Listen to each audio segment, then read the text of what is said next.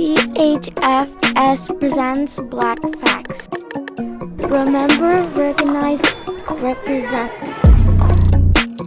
Thomas Downing, born December 30th, 1819, entrepreneur, abolitionist, oyster king of New York City.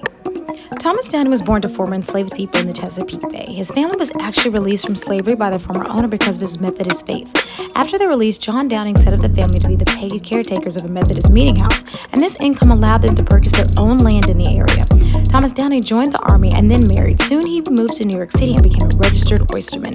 In current times, oysters are considered a food of the elite, but in the 1800s, it was the food of the people. Oyster bars known as oyster cellars and refectories were all over NYC, and most were owned and operated by Black people.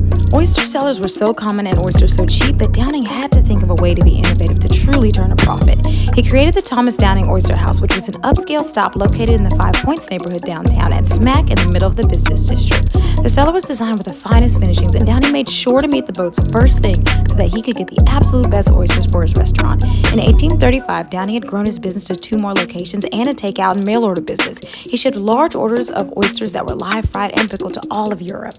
But not only was Downing an incredible businessman and chef, he was an abolitionist, and he and his family helped run one of the most important stops on the Underground Railroad. He would help hide fugitive enslaved people in the cellars of his oyster shops on their way to Canada. He also was a philanthropist and supported the African Free School, was a founding member of the Committee of 13, which protected free Black people from being kidnapped and taken back down south.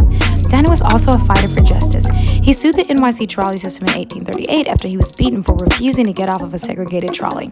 He lost the case, but it was a precursor to the case that would win by Elizabeth Jennings. Remember her? Mentioned in an earlier Black fact about our father. Downing died in April 1866 and was one of the wealthiest men in NYC. An innovator, a chef, an abolitionist, a freedom fighter.